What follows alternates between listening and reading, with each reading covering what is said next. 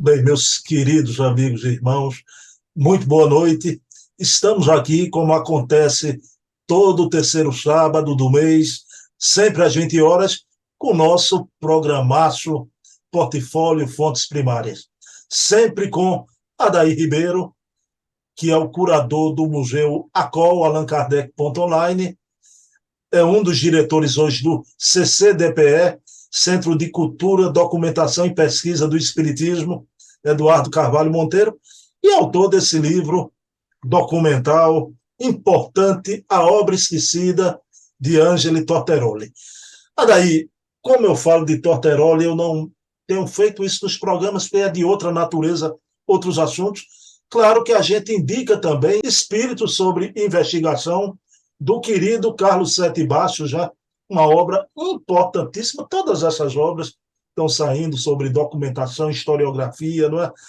Meu querido Adair Ribeiro, eu vou, antes até de dar uma boa noite, Adair, fazer uma prece rápida, então, pedindo permissão a Jesus para que o nosso programa decorra num clima de harmonia, de estímulo à pesquisa, ao estudo, à memória do Espiritismo, e agradecemos a Jesus, a quem tudo devemos, por mais essa oportunidade de nos defrontarmos com a historiografia espírita e a memória. Então, pedindo permissão a Jesus, iniciamos o nosso programa da noite de hoje. Adair Ribeiro, querido, tudo bom, Adair? Como é que você está? Olá, Bruno. Olá, pessoal. Tá tudo ótimo. Caminhando, trabalhando, muita pesquisa, né? Trocando informação com vários amigos, colegas da pesquisa sempre. Alguma novidade no CCDPE? Rapaz, lá o trabalho não para, né? Lá é uma turma voluntária que veste a camisa, né? Então, o Pedro organizando a parte do acervo, né?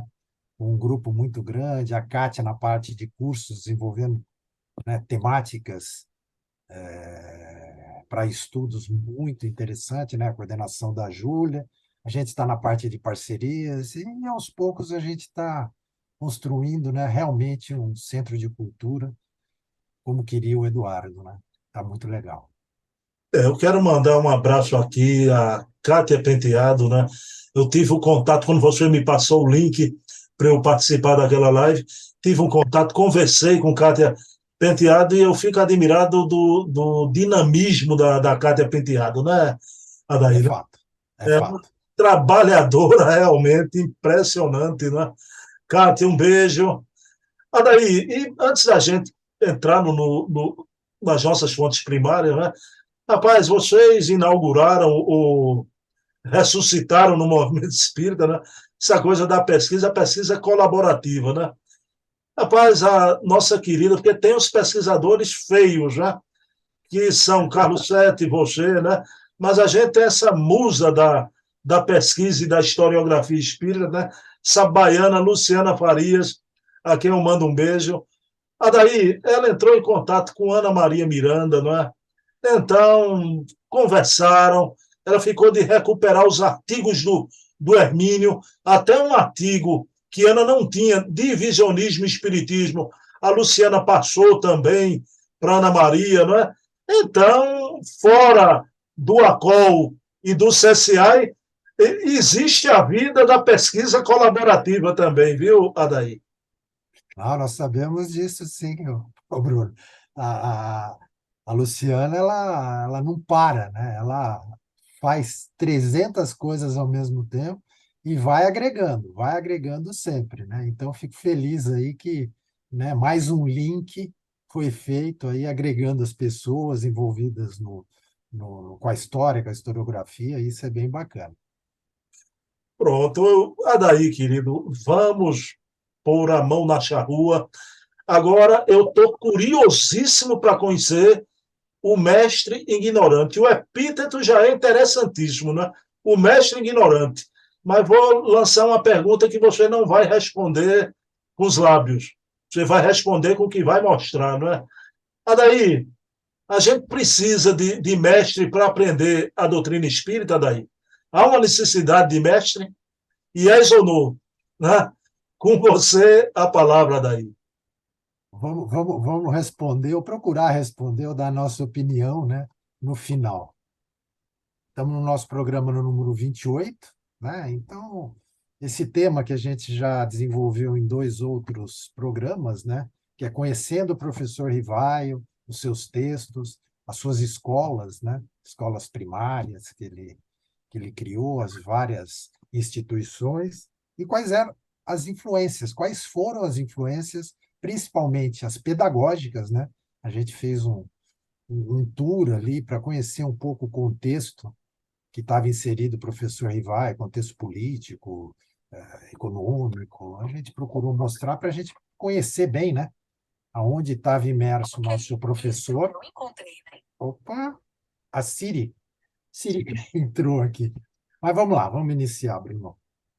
Então, fazendo só uma retrospectiva rápida dos dois últimos programas, a gente falou, né, da importância das fontes primárias, a gente trouxe um caso emblemático, que era o nome do professor Rivaio, a gente trouxe a fotografia tida como sendo de Rivaio com 25 anos de idade, né? Mostramos que ela apareceu em 1925 e que, na verdade, trata-se do pintor Voisin. A gente falou um pouco sobre Pestalozzi, essa grande influência que o professor Rivaio teve, falando, né, alguma coisa sobre o método Pestalozzi, né, que a verdadeira educação e natural conduz à perfeição, à plenitude das capacidades humanas. E a gente abordou vários pontos da metodologia de Pestalozzi. Nós comentamos também da passagem de Rivaio, trazendo as fontes que foram achadas nos últimos anos, comprovando realmente a estada do professor Rivaio, do jovem professor Rivaio, em Yverdon, né, no período ali de 1815 a 1820.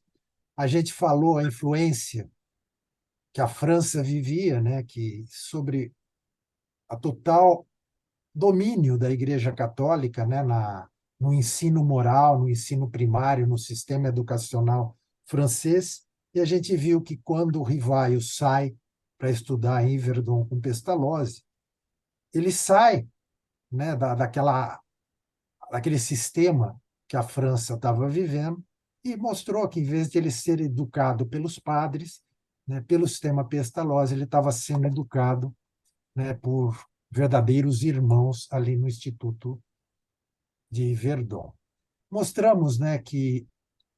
Deixa eu só apagar um negócio aqui, Bruno, que está me atrapalhando. Peraí. Tá, melhorou.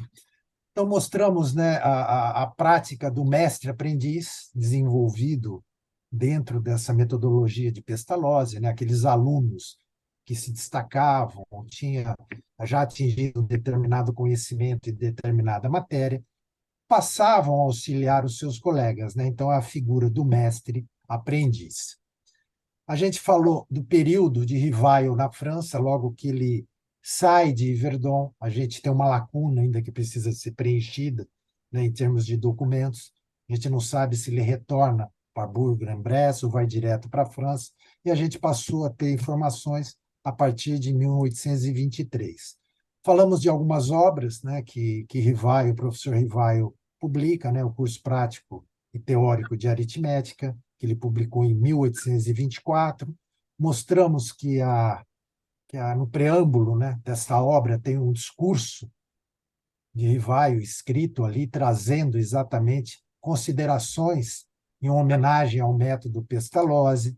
Nós trouxemos uma obra também muito pouco conhecida, que é o Pequeno Álbum da Juventude, publicado em 1825, onde a gente encontra um texto sobre a educação do professor Rivaio. A gente abordou isso, e aí a gente deu um passeio no sistema educacional na França, né? O que estava acontecendo em Paris, o que estava acontecendo nas várias comunas francesas após a Revolução Francesa, e mostramos, né, a influência da Igreja no sistema educacional deixou de ter força, e nesse contexto, o professor Rivaio abre a sua escola de primeiro grau, né, na Rua Richer, no período de 1825 a 1827.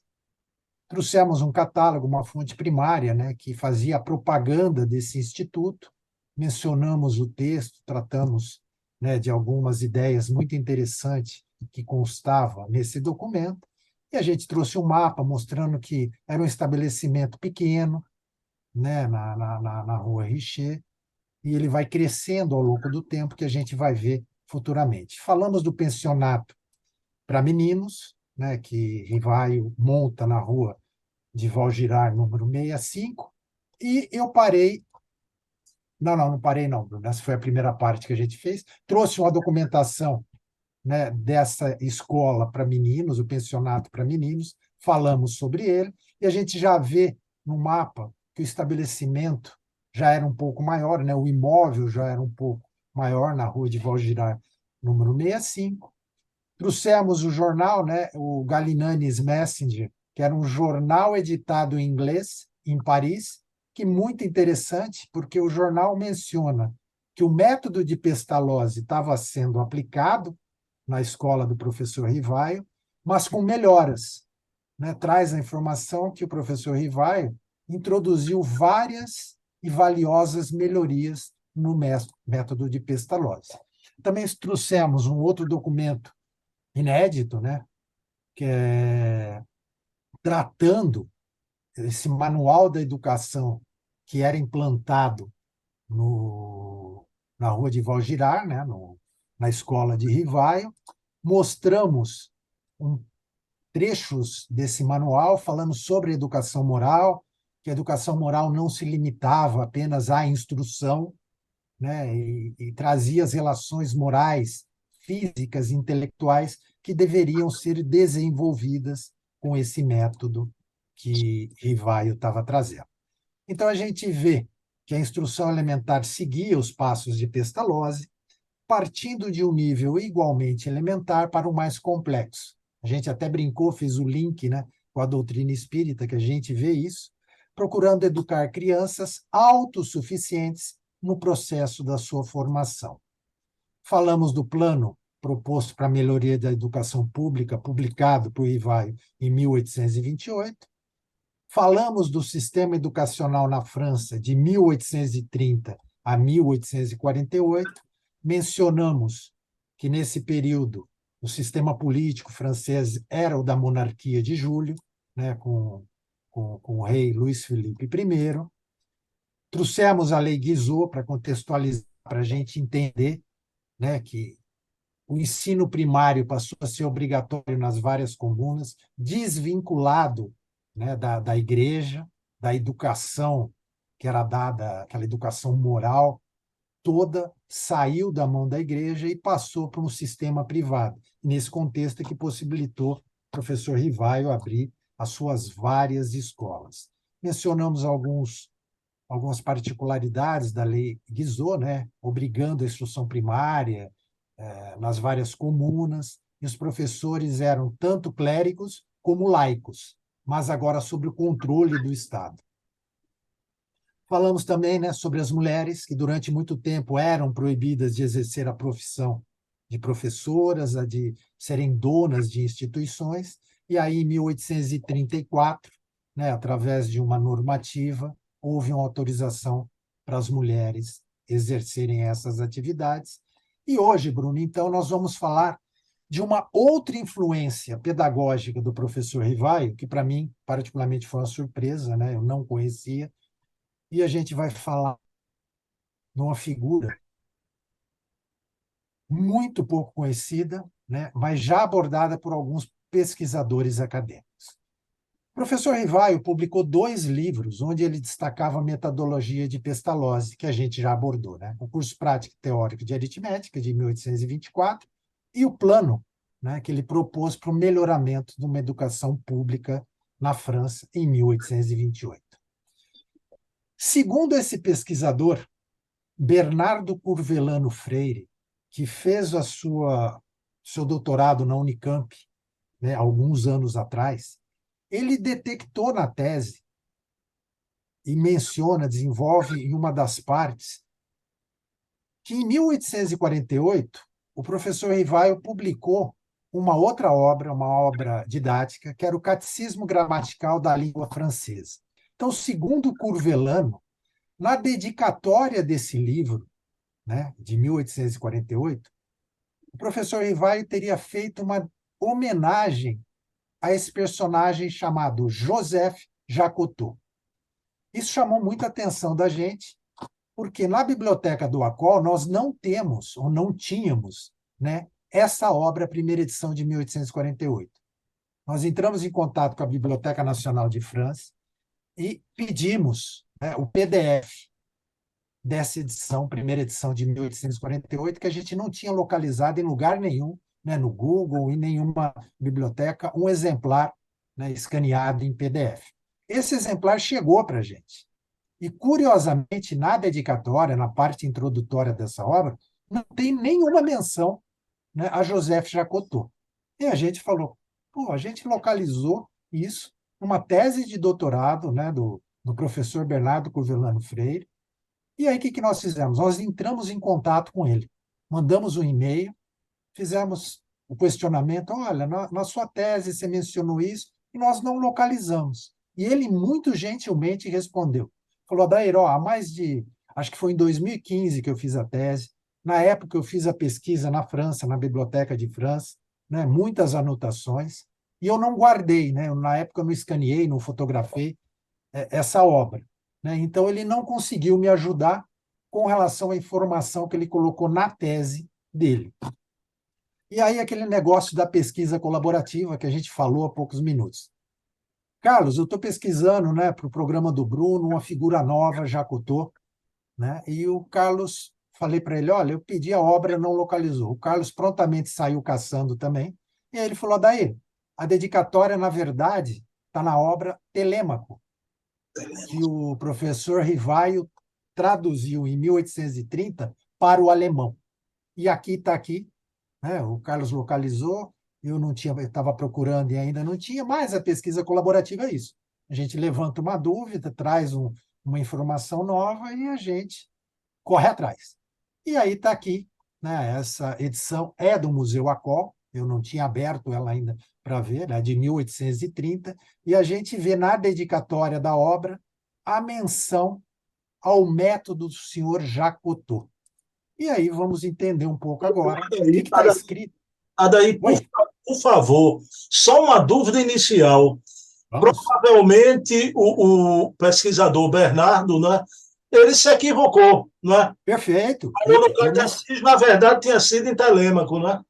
perfeito, perfeito. Ele fez uma troca e aquele negócio, normal, né? Na hora de referenciar, ele errou. E aí a gente entrou em contato com ele, está dando toda essa informação, falou, olha, houve um engano, né? Na verdade é na obra Telêmaco e não de 1848. E o Carlos, muito bem, prontamente, porque em 1848 o Jacotot já tinha desencarnado, já estava morto. Então não teria muito sentido também fazer uma dedicatória, né? Poderia ser póstuma, tudo bem, mas chamou atenção. E aí nós localizamos em Telema. Então a tradução do início é assim: plano e propósito desse trabalho, né? O professor Rivaio falando sobre Telema. Ao publicar este manual, não pretendia ministrar um curso de língua alemã. Lembrando que aquela obra o professor Rivaio traduziu do francês para o alemão, mas um livro elementar capaz de colocar o aluno em condições de adquirir rapidamente os elementos dessa língua e facilitar seu aprendizado e compreensão de outras obras mais difíceis. Segundo o método do Sr. Jacotot, cujos resultados para o estudo das línguas são indiscutíveis, olha a homenagem do professor Rivaio para esse personagem que a gente está trazendo. É este manual que se deve aprender de cor e repetir constantemente, e sobre o qual se farão todos os exercícios indicados nas obras de Jacotot. E aí, nós procuramos, né, como não estava localizando naquela edição de 1848, a gente saiu procurando também outras referências de Jacotot e Rivail. E nós achamos nessa obra, né, o Industrial, ou a Revista das Revistas, publicada em 1829, um outro texto, uma outra fonte que linka, né, o pedagogo Jacotot ao professor Rivail. E esse texto está traduzido aqui, vamos lá. O senhor Casimir Perrier, acaba de enviar seus 2 filhos com o senhor Frossard, seu professor, ao senhor Jacotot, para iniciá-los na educação universal. A gente vai entender o que é educação universal na sequência. Pensamos que será necessário a implantação geral do método em todos os países estrangeiros, para trazer alguns chefes de instrução pública à apreciação do fundador, né, do método da educação universal, que é do senhor Jacotot, e de sua descoberta. Também descobrimos que o senhor Rivaio, chefe de um dos primeiros estabelecimentos em Paris, e cuja viagem a Louvain, isso é na Bélgica, né, tem uma universidade aonde Jacotot, a gente vai ver, lecionou. Então a gente descobriu outra coisa, e o Carlos já publicou também, né, está pesquisando a passagem do professor Rivaio pela Bélgica, que esse era um fato desconhecido. E nesse artigo dessa revista menciona. Também descobrimos que o senhor Rivaio, chefe de um dos estabelecimentos em Paris, e cuja viagem em Louvain, agora a gente está, Carlos está se dedicando a buscar isso, acaba de ser anunciada. Implementou no seu internato, aquele que a gente viu há pouco, o método também do professor Jacotot. Em outra obra, nós localizamos esse link. Uma obra publicada em 2019, a capa dela está aqui, né, que é de Guilherme Couchet, né, As Vozes da Outra Tumba, né, As Vozes do Além Túmulo, algo assim. E nesta obra aparece a informação.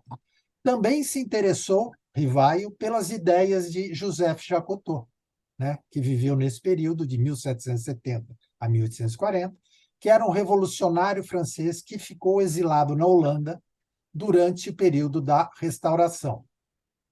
Período entre a queda de Napoleão, que a gente viu, né, de 1814 até a Revolução de Julho, em 1830, que é chamado o período da Restauração.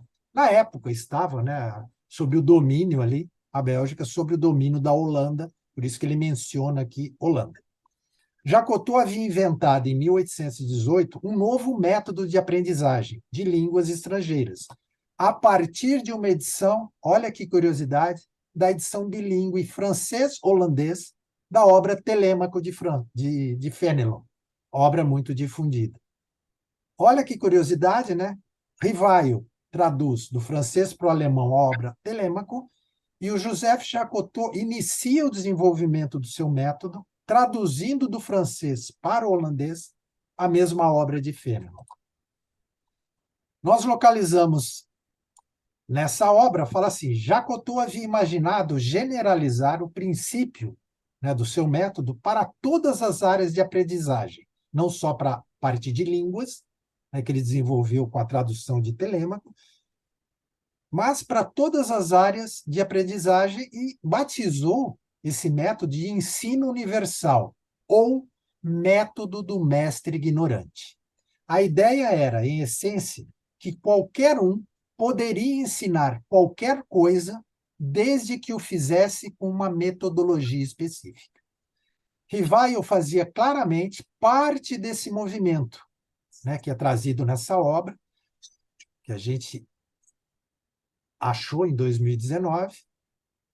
Então, Rivaio fazia claramente parte desse movimento, mas pragmaticamente havia retido da obra do mestre, Jacotot, apenas a parte mais útil, ou seja, o método de aprendizagem de línguas. Isso é o que está mencionado nessa obra. O Marcelo Gulão, na sua tese de doutorado, na pós-graduação em História, lá na Universidade de Rio de Janeiro, que ele fez, Entre o Púlpito e o Altar, Allan Kardec e os debates entre o espiritismo, ciência e religião na França do século XIX, ele menciona o Jacotot. Rivaio também foi o tradutor do francês para o alemão da obra, lançada em 1830, né, o Telêmaco, de Fénelon, mais conhecido, né, o nome completo dele, mais conhecido como Fénelon. Na década de 1830, nas Aventuras de Telêmaco, ganhou um novo impulso por meio do pedagogo Joseph Jacotot. Gulão menciona o pedagogo Jacotot. famoso pelo seu método chamado ensinamento universal, que seria capaz de ensinar a língua francesa a alunos estrangeiros utilizando versões bilíngues da obra de Fénelon.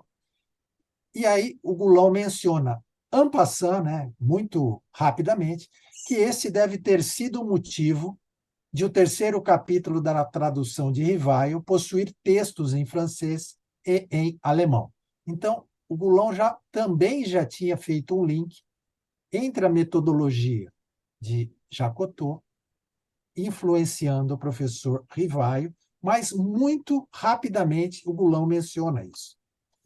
E, afinal de contas, né, quem era Jean-Joseph Jacotot?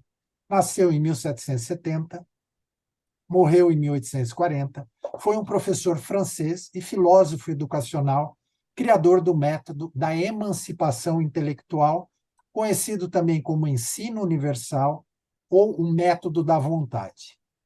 Em 1794, na Escola Politécnica, ele fez as suas primeiras experiências com esse método. Em 1815, ele foi eleito representante da Câmara dos Deputados, mas depois da Segunda Restauração, na França, que a gente já contextualizou isso nos programas anteriores, ele se exilou em Bruxelas. Foi professor de língua francesa na Universidade de Louvain, tendo publicado vários trabalhos sobre a sistematização do seu método de ensino.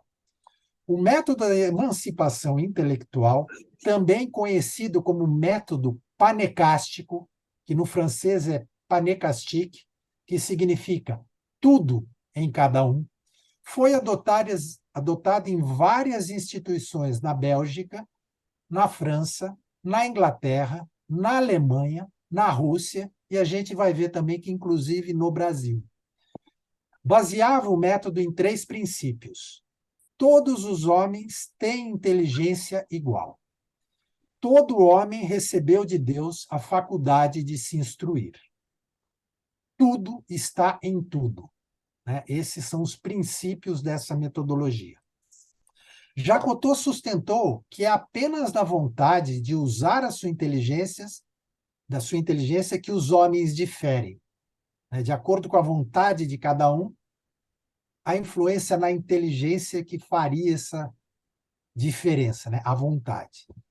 Após a Revolução de 30, Jacotot retornou à França, onde morreu em Paris.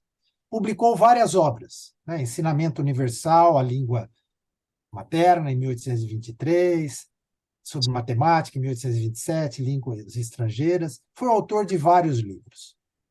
O método de Jacotot tem por objetivo promover a emancipação intelectual. Defende a hipótese de que qualquer um pode aprender o que quiser sem a necessidade de um mestre explicador. O método de Jacotot conviveu com diferentes métodos, no momento em que a sociedade francesa firmava suas instituições e leis com o fim de garantir a instrução pública. A gente viu aquele contexto, né?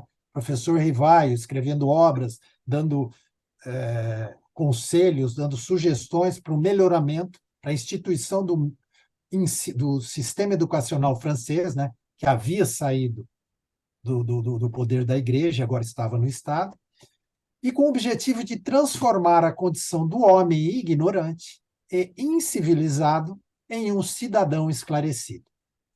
O ensino universal, né, que é outra nomenclatura do método de Jacotot, seguia na contramão desse pensamento, ao defender que não se consegue um povo livre e igual com leis e constituições.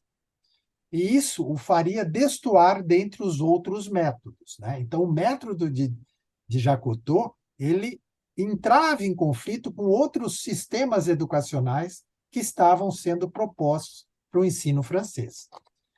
Quando perguntado pelo ministro da Instrução Pública francês sobre como o governo deveria organizar a instrução na França, Jacotot lhe respondeu que o governo nada devia quanto à instrução.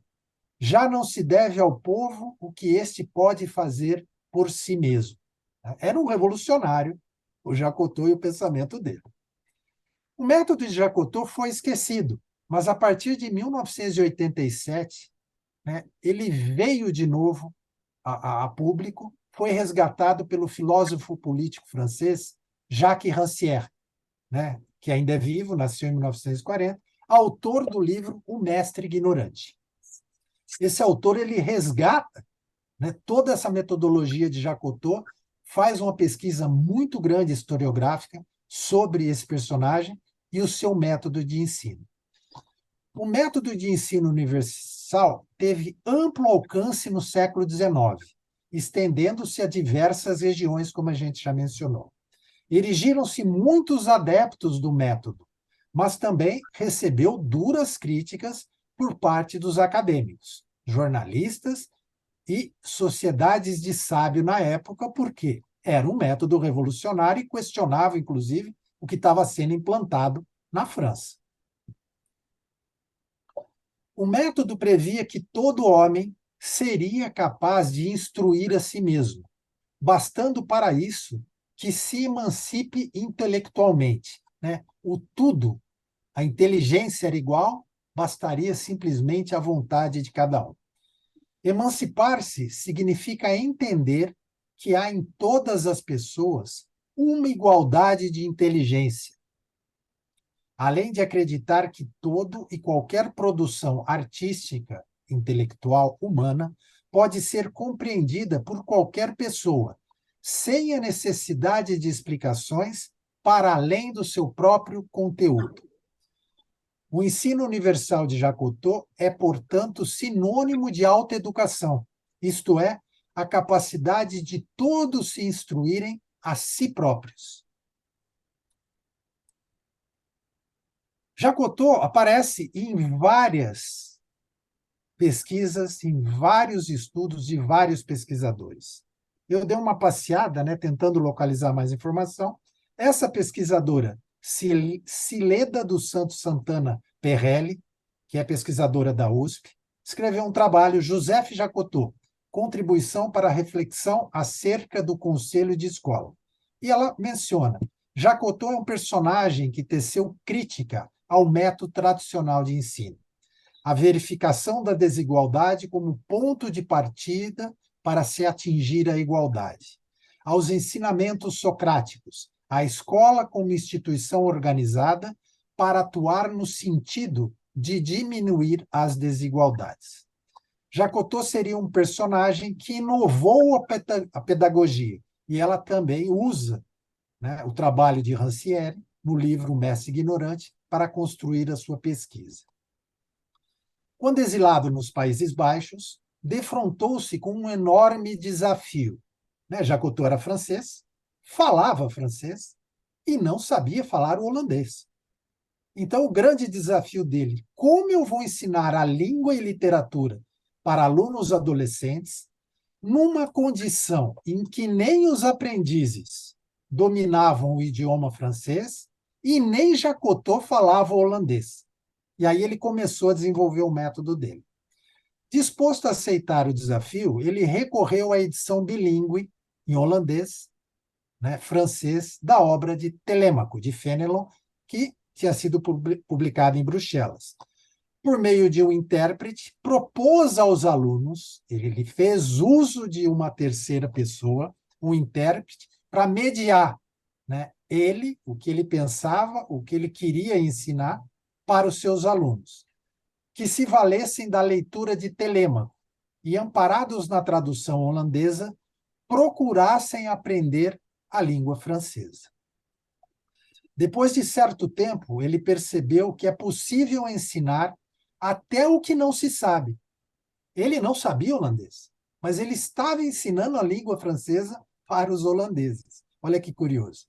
Que as pessoas nascem com igual condição de inteligência e que o fato de esta ser mais ou menos estimulada, associada ao grau de atenção do aluno, define o seu êxito em aprender.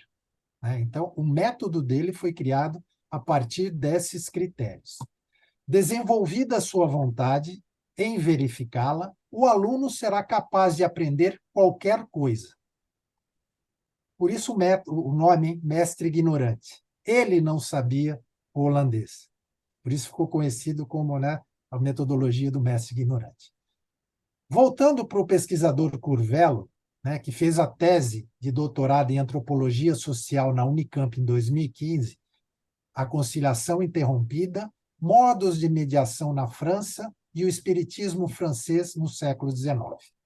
A influência dos pensamentos de Jacques Cousteau se fez presente tanto em Rivaio, nas obras de Rivaio, no método de ensino no Rivaio, nas suas várias escolas, como no próprio Allan Kardec. Para esse pesquisador, ele verifica que o conteúdo da revelação espírita tem como base a comunicação entre alguém que pode ensinar e alguém que pode aprender. Isto se encontraria em todo o diálogo com o Espírito de Verdade, registrado no Livro dos Espíritos. Ou seja, a comunicação entre alguém que pode ensinar e alguém que pode aprender. É muito interessante o link que Curvelano faz nessa tese dele. O pesquisador destaca que são inúmeras as passagens em que uma pergunta dirigida ao espírito tem como resposta negativa, dado que os ouvintes não estão preparados a receber uma informação acerca do mundo dos espíritos. A gente vê isso muito, né? Vocês ainda não estão preparados, né? Não têm o conhecimento suficiente para compreender isso. A gente vê isso no Livro dos Espíritos em muitas das questões. E que isto seria um problema de estágio a qual a humanidade se encontrava e se encontra. Para o pesquisador, a exposição da doutrina a partir de uma conversa entre o mestre e o aluno, seguido de uma exposição da doutrina, repetiria em grande parte aquilo que encontramos na obra O Ensinamento Universal de Joseph Jacotot. Para Curvelano, Jacotot seria então a ponte que faltava para que pudéssemos ao menos esboçar um pouco melhor sobre como é que o professor Rivaio projeta a sua fase no empreendimento como Allan Kardec.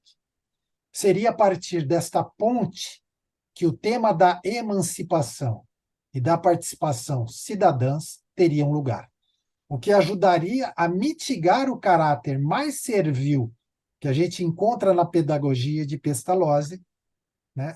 O método de Jacotot ajudaria, né, a gente entender melhor o que estaria acontecendo. Naquele plano proposto para o melhoramento da educação pública, publicado em 1828, que a gente tratou no programa passado e no retrasado, a mesma que editou a primeira edição do Livro dos Espíritos, que foi a editora Dentu, em 1857, o professor Rivaio se apresenta na capa como discípulo de Pestalozzi, chefe de instituição da Academia de Paris, e sugere que a educação é uma ciência para o educador, assim como a medicina para o médico, a gente viu isso.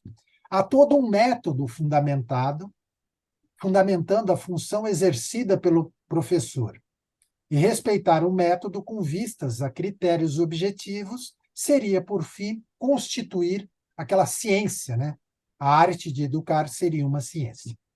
Para Curvelano, o que Rivaio buscou no plano proposto para melhorar a educação pública foi um método a partir do qual se poderia sintonizar com o tipo de instituição necessária para o empreendimento maior da educação pública, que seria o desenvolvimento simultâneo das faculdades morais, físicas e intelectuais de cada educando, e, de outra forma, do educando em geral. A gente tratou disso também. O que o professor Rivaio visava seria a conversão do professor numa figura de educador, sendo este exatamente o responsável pela educação integral. Este educador deveria responder mais do que a competências técnicas, a uma qualidade moral correspondente à vocação que se veja que ele estava impelido a aliar no exercício da instituição. Ele deveria ter a paciência e prudência a toda a prova, os critérios necessários para aquele educador que Rivaio traz, né, naquele plano. A firmeza, misturando a doçura, abrindo mão de toda sorte de castigos corporais, Pestalozzi, Estamos enxergando Pestalozzi aqui. A acurácia e penetração na sondagem do caráter dos alunos, além de ser o império de si mesmo, conduzindo por temperança, Pestalozzi. Por fim, mais importante do que qualquer outra coisa, ter vontade e força para sobrepujar suas paixões. Jacotot, né? no ensino. O homem de ciência, que aquele instituteur, né, aquele educador deveria ser, não carregaria, portanto, a marca da erudição, mas a da sabedoria. Então, aquele mestre, aquele professor, aquele educador, não necessariamente necessitaria ter a erudição. Ele deveria ter a sabedoria de como conduzir aquele aluno naquele aprendizado. O que a gente está vendo aqui? Jacotot. Para Curvelano, esta sabedoria estaria presente igualmente na hierarquia apresentada por Kardec, no livro de inauguração do Espiritismo, né? O Livro dos Espíritos, em que as aptidões intelectuais, que por mais importantes que sejam para o aprimoramento da humanidade, não poderia se submeter à sabedoria daqueles que, mesmo sem instrução, são dotados de grandeza moral inquestionável. E ele faz um paralelo com Jesus, trazendo, né, aquela grandeza moral de como ensinar, sem produzir, sem ter uma grande erudição, né, versado em todas as matérias. Vamos fazer essa analogia. Assim, para Curvelano, a figura de Cristo, nesse ponto, não seria outra coisa senão aquele que melhor encarnaria a nova tradição do mestre ignorante, Jacotot, que antecipa a divisão da natureza no esquema tripartite, física, intelectual e moral, que serviu de base para a redação do Livro dos Espíritos. É muito interessante esse link que Curvelano faz, trazendo, né, a metodologia desenvolvida por Jacotot e trazendo ela para as obras fundamentais do Espiritismo. No plano proposto para o melhoramento da educação, que Rivaio publicou em 1828, anteciparia um esquema que utilizaria no Livro dos Médiuns, que é um livro autodidata. O plano reitera que o objetivo da educação consistiria no desenvolvimento simultâneo das faculdades físicas, morais e intelectuais, sem que haja espaço de ênfase em qualquer desses domínios em detrimento dos demais.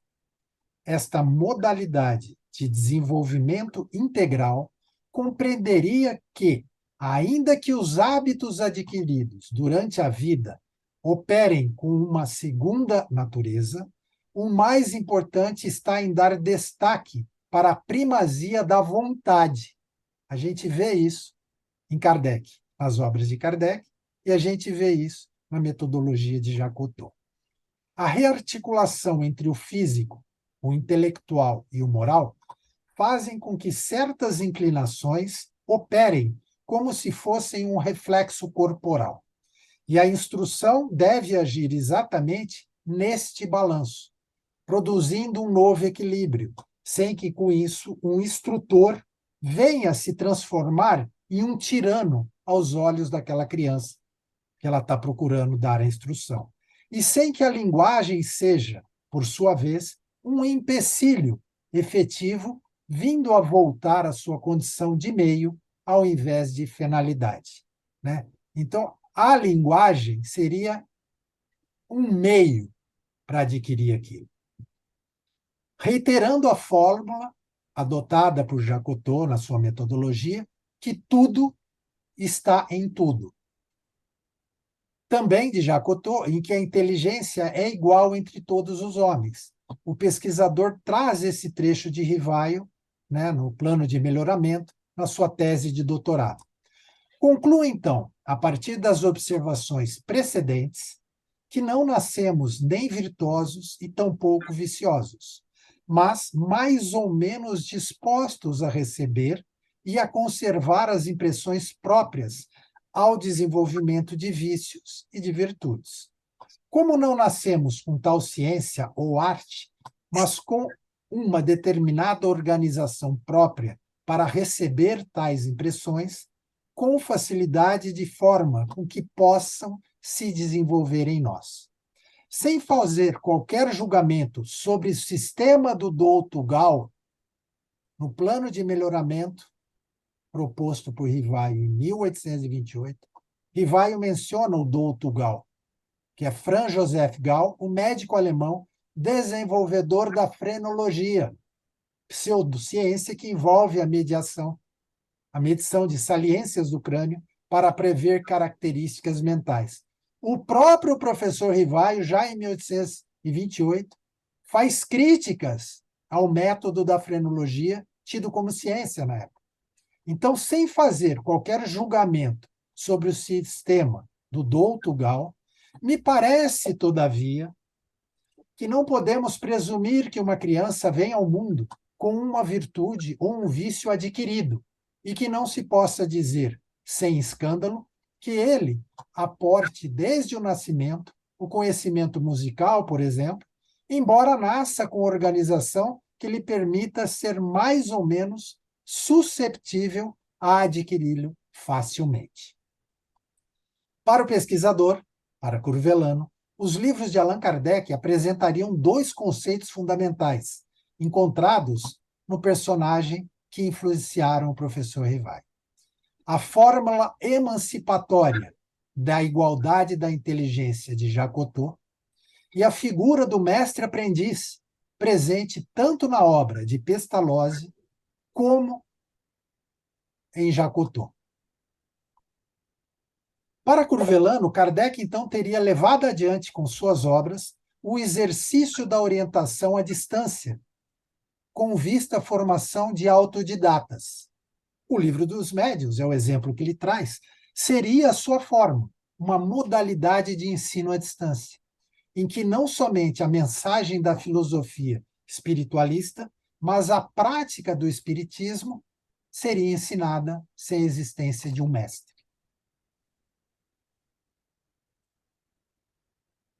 A filosofia panecástica de Jacotot, a gente viu alguns países, e aí eu trago a curiosidade que, inclusive, ela foi implantada no Brasil, né? Com a chegada do francês Dr. Moore era Benoît Jules Moore, considerado um dos introdutores e o grande incentivador da homeopatia no Brasil, onde também é referido como Bento Moore, né? O nome também conhecido como Bento Moore. Então, com a chegada do francês Dr. Moore, né, que nasceu em 1809, desencarnou em 1858, ele chega no Brasil em 1840 e tinha o objetivo de criar um falanstério em solo brasileiro, nos moldes do socialismo utópico de Charles Fourier. Né, a gente localizou essa informação no Jornal do Comércio, de 1840, né, o método Jacotot. E aqui, eu transcrevi aqui, não. Há um convite do Dr. Moore convidando, né, a população do Rio de Janeiro na época a conhecer, ele faria um evento para apresentar, né, o método de Jacotot para os interessados no Brasil. A iniciativa de Dr. Moore resultou na criação do Instituto Panecástico do Brasil no ano de 1847, para desenvolver os princípios, né, do ensino universal de Jacotot. Em relação ao ensino superior, o ensino universal de Jacotot se fazia presente na medicina homeopática no Brasil. Ele foi incorporado, o ensino universal, no estudo na universidade na época, quando a homeopatia ganhou força. A doutrina do princípio homeopático, de Samuel Hahnemann, fundamentou-se na emancipação intelectual de Jacotot. Os alunos do terceiro ano ensinavam os do segundo ano e estes os do primeiro ano. Isso acontecia, né, dentro da Universidade de Medicina, no Rio de Janeiro, na época, né, o método Jacotot sendo implantado. Para além de um método de ensino propriamente dito, o que Jacotot defendia era um princípio de igualdade entre os homens.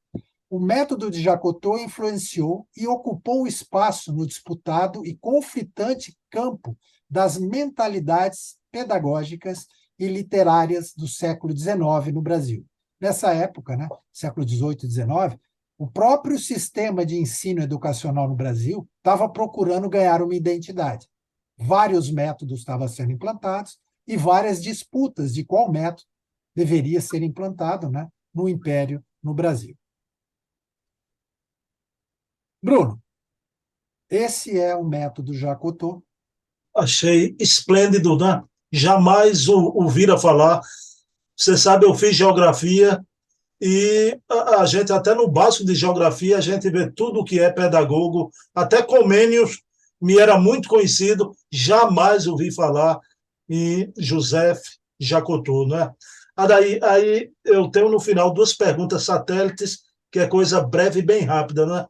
Mas me diga uma coisa, o Covelano mostrou aí a questão do livro dos médios, né? Mas isso aí vale para toda a obra de Kardec, não é? A gente não precisa do mestre, né? Assim, a gente que estuda, né, que procura se dedicar às obras de Kardec, procurando sempre contextualizar, né, cada coisa que lê, a gente percebe a facilidade pedagógica com que as obras foram escritas, né? A gente lê, tem a resposta, é direcionado num processo de reflexão constante, né? Apesar das respostas estarem pergunta, resposta, mas provoca reflexões na gente a todo momento, né? Então, aquele negócio da vontade. Eu li, é isso, pronto, a resposta está dada. Aí você começa a ler a Revista Espírita, você começa a entender melhor como foi desenvolvido todo o processo de pesquisa, dos critérios, da metodologia, né, que Kardec adotou. Então, quando você começa a estudar individualmente, você consegue chegar lá, você consegue entender. Né? É óbvio, eu quando converso com você, que você tem berço espírita, né? Você já leu de tudo, muita coisa que você fala, eu vou processando. Muita coisa. Fala, nossa, tem essa parte que eu não tinha observado. Olha como ele direciona o raciocínio dele e provoca, né, a minha reflexão. Então, você queira ou não queira, você direciona o meu pensamento para procurar reflexionar melhor sobre o que eu li. Então, a figura desse mestre ignorante, que às vezes nem leu tudo, mas ajuda, ou que leu tudo e ajuda, direcionando, facilita. E o aluno precisa ter o quê? Vontade. E a gente vê isso nas obras de Kardec a todo momento. A vontade é que direciona o nosso pensamento. Então eu tenho a razão, então eu tenho a vontade, o meu pensamento é provocado pela minha vontade de querer, de pensar, de raciocinar, e é o início de tudo. Então a gente vê esse conhecimento da vontade, esses ensinos do método de Jacotot. Eu, pelo menos, quando eu li o Velano, a tese dele, falei, isso que você perguntou, pô, será que só no livro dos médiuns tem isso? E no livro dos espíritos? Eu vejo em toda a obra. Eu vejo em toda a obra. Daí, outra coisa, a emancipação intelectual, né? E essa coisa da vontade de aprender. É por isso que no Espiritismo também, mas não só no Espiritismo, você vê inteligências brilhantes, mas digamos assim, entre aspas, né? Preguiçosas e outras não tão perspicazes, né? Mas esforçadas, com a vontade de aprender e apreende a doutrina de uma forma muito mais rápida, né? Do que aquele suposto ilustrado, né? Isso para a vida toda, né, daí? Você é pedagogo, né, Bruno? Você tem as técnicas, as metodologias, você estudou isso. E é fato, mesmo com os nossos filhos, né? Na educação, não a educação, vamos falar assim, acadêmica, entre aspas, né? De didática, de matérias didáticas, matemática, física, tal, que a gente não participa tanto, né? É terceirizado para a escola, mas a gente vê isso com os nossos filhos, aquele negócio da vontade, né? Como eu transmito o caminho correto, né? E desenvolvendo a vontade para que ele siga esse caminho, né? Mostrando o resultado, e é um desafio. Então, o método de Jacotot é muito interessante, né? Ele foi resgatado muito recentemente, a gente viu, e a gente vê que Rivaio bebeu nessa água também, né? A gente tinha Pestalozzi, Pestalozzi, Pestalozzi, E a gente vê que o professor Rivaio foi formado também, né, dentro dessas águas que Pestalozzi deixou. Ele banhou nessas águas. Então, alguma coisa com certeza veio e a gente pode enxergar isso na prática. Agora, uma pergunta a você, Adair. Quando você mencionou, e ele sem saber holandês, já, então foi ensinar na Holanda e usou Telêmaco, você falou que Kardec também depois esteve em Louvain, né? E não se sabia da presença de Kardec na Bélgica. Aí, isso é uma pergunta que eu te faço. Quando você fala não se sabia, é a coisa de ter fonte primária, documento, porque na tradição oral, e lá em Zeus Vantuil e Francisco Thierse, Ele menciona aquele menciona. périplo por Sens, Lyon, Bordeaux, indo até Liege, na Bélgica, não é? Perfeito, mas não estando em Bruxelas. Ah, tá. Louvain, Estando naquela. E louvar isso, Louvain. isso, né, onde tem a universidade. Inclusive, o Carlos publicou isso e eles estão. O Carlos está à caça, né, de agora, porque é aquele negócio, puxa o fio do novelo, tem que, tem que vir o novelo, né, para tricotar. Então, tem que sair uma peça dali. Então, está sendo buscado isso agora. Né? Então, tem a menção. E o Carlos publicou, acho que a semana passada, ele menciona isso, né, que Zeus Vantuil menciona isso, mas a passagem por Louvain, não. Então, a busca agora continua, porque aí vai ter que acrescentar mais um ponto, né, o que teria Rivaio ido fazer, se é que foi, porque a fonte menciona que ele estaria indo, teria ido, mas é a única menção que tem. Né? Mas quem sabe, né, a gente vai localizar agora, tendo o local, tendo uma possível realmente passagem, uma documentação dessa informação. Aí, uma curiosidade, né? Isso aí é por minha conta, viu, Carlos Sete Baixos, né? Eu acho o Carlos Sete Baixos um gênio. Né? Eu repito isso, para mim, Carlos Sete é um gênio, né, Os dois. da pesquisa. É impressionante. Aí me diga uma coisa, você estava com a questão, com a informação lá, do catecismo de gramática, aí foi lá e não encontrou. Aí a pergunta, você vai para o Carlos Sete? Eu estou fazendo um programa com o Bruno, a informação do José Jacutô foi de prima. O Carlos É o Sete já make, sabia do Jacutô e da obra Telêmaco. então, o make-off do programa, né, o make-off da pesquisa é bem legal. Quando eu localizei essa informação do Curvelano, era a única informação que tinha. Aí eu saí buscando e localizei mais aquelas outras informações que linka, né, que faz o link de Rivaio com o Jacotô. Então, eu estava tranquilo. Falei, bom, se essa informação que o Curvelano traz, que eu estou vendo, porque eu estava aguardando chegar a obra de 1848, né, que a gente tinha adquirido lá na Biblioteca de França. Aguardando chegar. E quando chegou, eu falei, pô, mas não tem. Ah, tudo bem, eu vou falar que ele mencionou, porque eu menciono, né? O trabalho dele é muito interessante, o trabalho do Courvelan. Eu menciono e simplesmente eu falo, olha, acho que ele se enganou aqui, né? Eu não tinha nem recebido o e-mail de volta dele, demorou para localizar o e-mail dele e tudo. Ah, qualquer coisa eu menciono só isso aqui no slide e acabou. E mencionei para o Carlos, Carlos, ó, teve isso, tal, tal, tal. E eu olhei nas outras obras, né? Porque as outras obras eu tenho. E a obra Telêmaco estava dentro da malinha de mão que eu estava fazendo a exposição que voltou de Curitiba.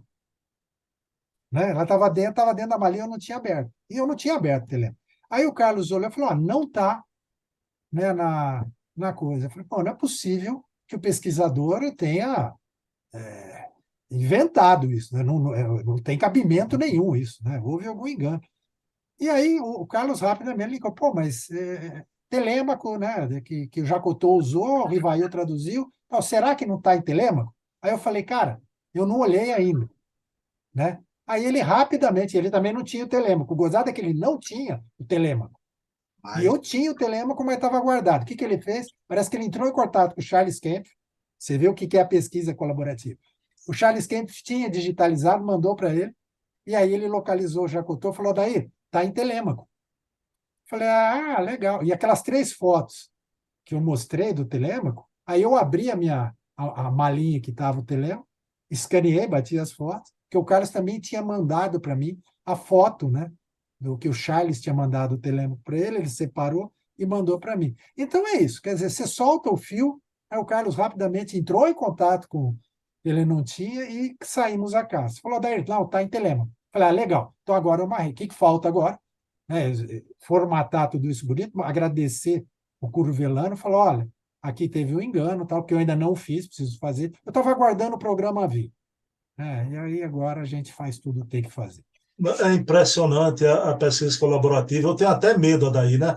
Porque eu fico pensando, meu Deus do céu, eu estou entrevistando a Daí, tem um programa com a Daí, com o Charles Kemp, vivo entrevistando o Carlos Sete. Esses caras, na outra encarnação, foram bruxos, né? Lá da época da alquimia, reencarnaram na pesquisa, porque eles fazem mágica aí, é uma coisa impressionante. É daí a última pergunta para você, que me chamou a atenção. Você se lembra na obra Espírito sob Investigação, quando Carlos Sete coloca como exemplo Madame Costel, o espírito George, que havia uma relação de Madame Costel com George em vida, que ele tinha sido seu professor de pintura, né? De Madame Costel. Veja a relação que eu quero fazer. O que eu fiquei impressionado, o Joseph Jacotot, a obra Telêmaco de Fénelon, isso aí o Kardec na sua fase educador, né? Agora, mais tarde, entre os luminares da codificação espírita, trazendo a mensagem do mundo espiritual, se encontra também Fénelon, né? Fénelon, lá no início e já na atividade espírita de Rivaio, né? É impressionante, né, Adair? Como é que é? Muita coincidência, né, Bruno? Pois é, né? Meu amigo, você vai ver, terça-feira que vem, o Hermínio Corrêa de Miranda dizia uma coisa, viu, Adair? Não perca terça-feira que vem. O acaso é a assinatura de Deus. Então, essa afirmativa de Hermínio é: Adair, vamos embora, obrigado. Um mestre ignorante, e eu fiquei o mês inteiro pensando o que será o mestre ignorante. Agora, eu vou pedir a você, porque eu concordo muito com o Curvelano, né?